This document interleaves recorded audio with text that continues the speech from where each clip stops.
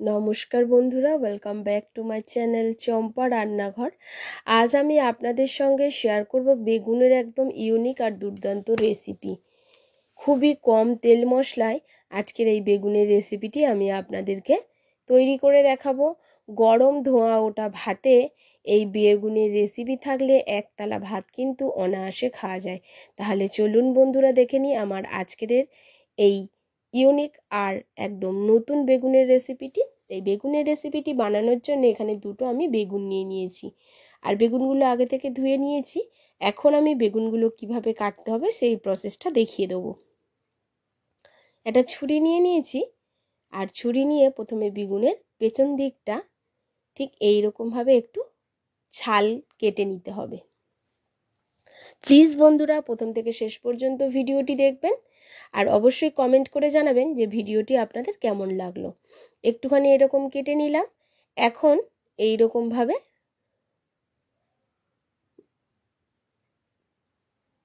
মুখটাও একটু কেটে নিলাম।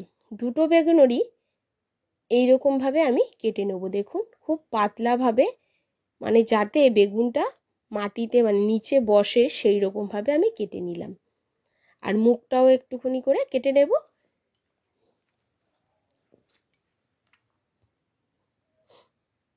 আশা করছি বোঝাতে পারলাম যে কেমনভাবে কেটে নিয়েছি। প্লিজ বন্ধুরা, ভিডিওটিকে প্রচুর শেয়ার করবেন, আর কমেন্ট করে জানাতে ভুলবেন না আপনারা কোথা থেকে আমার ভিডিওটি দেখছেন। আর ভিডিওটি যদি ভালো লাগে প্লিজ একটা লাইক করবেন, শেয়ার করবেন, আর একটা সাবস্ক্রাইব করবেন। আর দেখুন, বেগুনটাকে ঠিক এই রকমভাবে কেটে নিতে হবে। দুটো আমি এই রকম কাঠি নিয়ে নিয়েছি, কঞ্চির কাঠি, লাঠি নিয়ে নিয়েছি, আর রেখে তার উপরে আমি এখন বেগুনটাকে রেখে ঠিক এরকম একই সাইজের চাকা চাকা করে ছুরি দিয়ে কেটে নিচ্ছি। আমার বলার থেকে আপনারা বুঝতে পারবেন যে আমি কেমনভাবে কাজটা করছি। আর এটা খুবই অল্প তেল মশলাতেই হয়ে যাবে বন্ধুরা। দেখুন, আমার আগে কিন্তু বেগুনটা আপনারা খুবই পছন্দ করেছেন, আর অনেকেই বলেছেন জল ছাড়া বেগুন কিভাবে সিদ্ধ হবে। বন্ধুরা, প্রেসার কুকারের বেগুনটা আপনি যদি লো ফ্লেমে দিয়ে দেন, আর যদি বেগুন একটু একদম প্রেসার কুকারের নিচে দেন, মানে তলায় দেন, তাহলে কিন্তু অটোমেটিক লো ফ্লেমে করলে কিন্তু বেগুন কিন্তু আর আলু বেগুন টমেটো সেদ্ধও হয়ে যাবে, কোনো রকম বাস্ট করবে না। অনেকেই আমাকে প্রশ্ন করেছিল। তো দেখুন, এখন বন্ধুরা কাটা আমার বেগুন দুটো হয়ে গেছে। এখন এর মধ্যেই আমি নিয়ে নিয়েছি কিছুটা কোচানো রসুন আর কিছুটা কাঁচা লঙ্কা, আর তার মধ্যে দিয়ে দিচ্ছি কিছুটা 1 চামচ মতো সর্ষের তেল। আর এর মধ্যে দিয়ে দেবো পরিমাণ অনুযায়ী লবণ। লবণটা যদি একটু কম হয় পরে আপনারা দিয়েও খেতে পারবেন। এবার রসুন, কাঁচা তেল আর লবণটাকে খুব ভালো করে হাত দিয়ে একটু প্রেস করে করে মেখে নিতে হবে। এখন বেগুনের যে কাটা অংশ সেগুলো একটু ফাঁক করে করে ওই লবণ, রসুন আর কাঁচা লঙ্কা আর কাঁচা তেল ভেতরে একটু করে দিয়ে দিতে হবে। এটা কিন্তু খুব সহজে বন্ধুরা সেদ্ধ হয়ে যাবে, আর এটার স্বাদে গন্ধে হবে অতুলনীয়।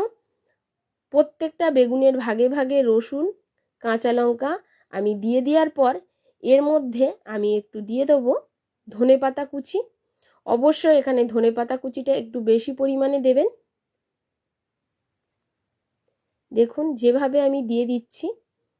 এবার কিছুটা ধনেপাতা কুচি নেব, আর পুরো বেগুনের গাটাতে একটুখানি লবণ আর ওই তেলের হাতটা বুলিয়ে দিলাম, আর ভেতরেও আবার ধনেপাতাও দিয়ে দিচ্ছি।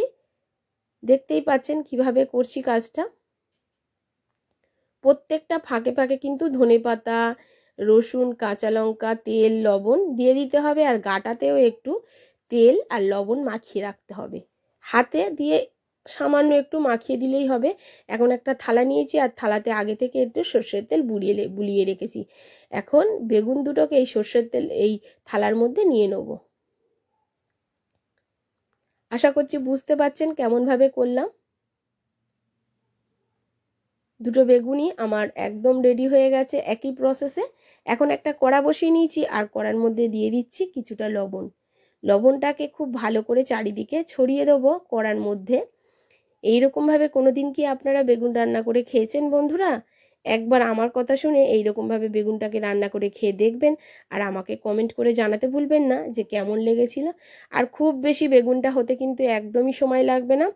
এবারে আমি একটা স্ট্যান্ড বসিয়ে দেবো লবণের উপরে, আর কড়াটায় কিন্তু আগে থেকে একটু গরম করে নিতে হবে, আর লবণটাকেও একটু গরম করে নিতে হবে। লবণটা একটু গরম হয়ে যাওয়ার পরে আমি এবারে থালাটাকে বসিয়ে দিচ্ছি, যে থালাতে দুটো বেগুন রেখেছিলাম বসিয়ে দিচ্ছি, আর উপর দিয়ে একটা থালাকে খুব ভালো করে ঢাকা চাপা দিয়ে রেখে দেবো।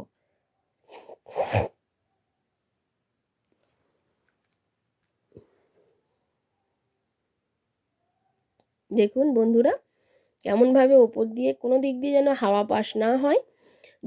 এই থালাটাকে আমি একটু চেঞ্জ করে দেবো ওপরের থালাটাকে, আর দিয়ে এইভাবেই আমি 10 মিনিট রেখে দেবো। পুরো 10 মিনিট আমি রেখে দেওয়ার পর ঢাকনাটা খুলে আপনাদেরকে দেখিয়ে দিচ্ছি বেগুনটা কত সুন্দর সেদ্ধ হয়েছে। দেখুন বন্ধুরা, তো এইবারে আমি এখনও কিন্তু গ্যাসের ফ্লেমটাকে অফ করিনি।